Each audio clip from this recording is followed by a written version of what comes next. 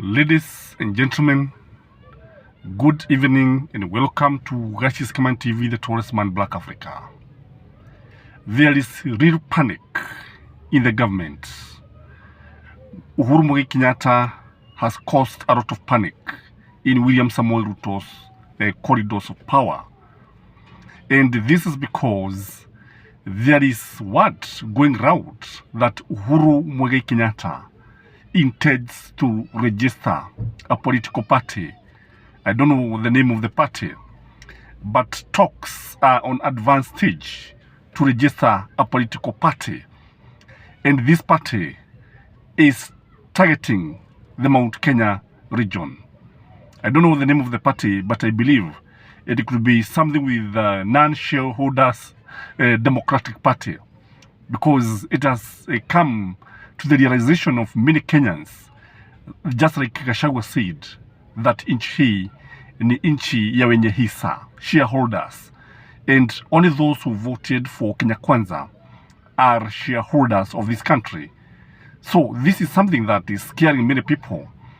And the government is also scared because jana wakati ambapo Uhuru Muigai Kenyatta alijitokeza, ilikuwa ni dalili ya kwamba atajiunga na Raila Amolo Odinga in the Holy Kamukoji ground, because I believe that come Tuesday, Azimio has indicated that it is going for mass action, and this is giving the government sleepless nights. This is scaring the government of William Samoei Ruto. This is shaking the corridors of power. And in this video, I want us to look at the reasoning behind the formation of a political party in the Mount Kenya region, or by Uhuru Muigai Kenyatta supporters. The first thing I believe that is motivating Uhuru Muigai Kenyatta and his supporters to form is because there's a feeling that Jubilee is now a pale shadow of its good self. Jubilee is just a shell. What is remaining cannot be called the formidable Jubilee that took Uhuru Muigai Kenyatta to State House. Jambo moja ambalo tunajua vizuri sana ni kwamba Uhuru Muigai Kenyatta is a very good mobilizer. Uhuru Muigai Kenyatta knows how to bring people together, and he tried his best to bring Kalonzo and Raila Amolo Odinga. Indeed, it is said that why it's not for Uhuru Muigai Kenyatta, Kalonzo would have voted out long time ago, even Mother Karua. So the fact of the matter is that Uhuru Muigai Kenyatta has seen the vacuum that is in Mount Kenya region. Mount Kenya region, there's true vacuum, because currently as we speak, it looks like William Samoei Ruto is the kingpin of the mountain. And this is something that Uhuru Muigai Kenyatta is not taking lightly, kwa sababu yeye anajua vizuri sana tagu enzi za zamani nyoba ya Mobi na Gikuyu haijawahi kutawaliwa na Mkalenjin. Haijawahi kutawaliwa au kuongozwa na mtu ambaye ametoka sehemu za nje. Haijawahi. Kwa sababu wa Kikuyu wengi wanaamini ya kwamba William Samoei Ruto is the kingpin. Gachagua is not able to hold the mountain together. And that is why you see William Samoei Ruto using Jubilee to try to bring as many people to UDA. Something that Uhuru Muigai Kenyatta and those who follows the Kikuyu traditions, those who are affiliated to Uhuru Muigai Kenyatta's politics, don't take kindly.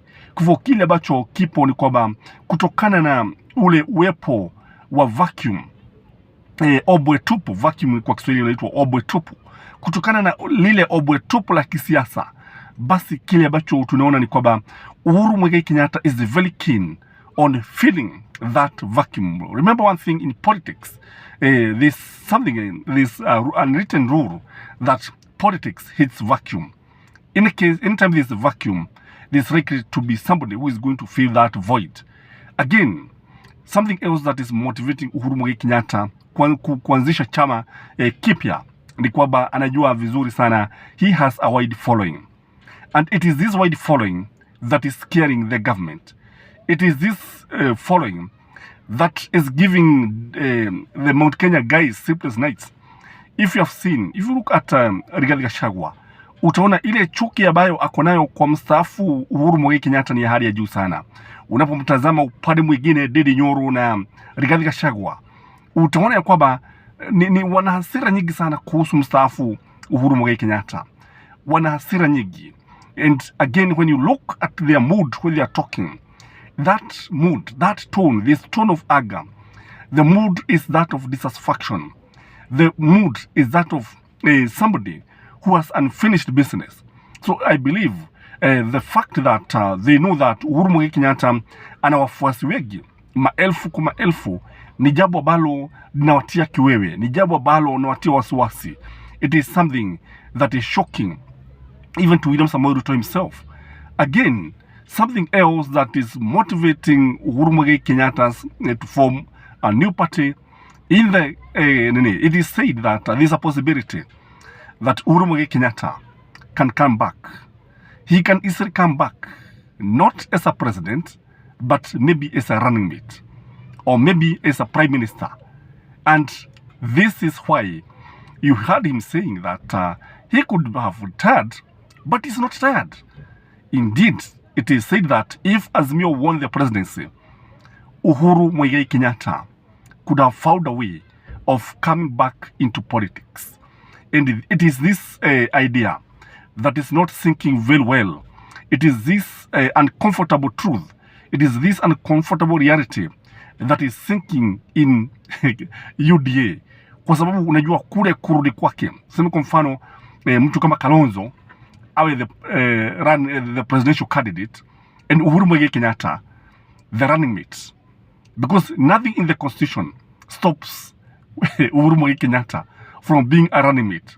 Nothing. The only position that he cannot vie is that of the presidency as per our constitution, because he has done his 2 terms. But if the constitution was to be changed and have the post of a prime minister, ukweli useme ni kwamba anaweza kujitokeza na kawania kile kiti cha waziri mkuu au akateuliwa, because that is a political reality. You know, in politics, nothing is permanent. And when you look at our country, politicians, you always be there. And most of the things that happen in this country, you realize that politicians, you always create positions for their friends. You always create positions to win votes. That is why William Samoei Ruto created the position of the Prime Cabinet Secretary, although we know it is unconstitutional. That is why he appointed them the CAS, Chief Administrative Secretaries, to assist the Cabinet Secretaries. Because also, when you look at it, the CAS are usually assistant ministers that were there in the first constitution, the old constitution. We had the assistant ministers, the ministers. So politicians, you always create room to win votes.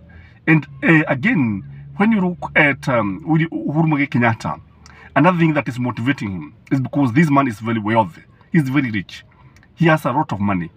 And the fact that he is not old, for sure, Uhuru Muigai Kenyatta is not old. At 60, he is still strong. At 60, he is still energetic. At 60, he can lead this country. At 60, he has a lot of experience. And I believe anybody who would appoint him as his running mate, I believe that person would make a good president. That person will have a lot of experience. That person can lead this country in the right direction. Because with his wealth, with his knowledge, he knows where the pesa zinaibwa, anajua mianya pale ambapo pesa zinapotea, anajua the mistakes that he did, and I believe he cannot want his president, his leader, his boss to repeat the same mistake. Again, at Kalonzo, and even Raila Amolo Odinga, and Uhuru Muigai Kenyatta, these are guys who can work so well. These are guys who are close friends. These are guys who have a very good rapport. So it is possible with the money that he has. I believe Uhuru Muigai Kenyatta can always come back. The other thing is that I believe Kenyatta's family is ready to pour a lot of money.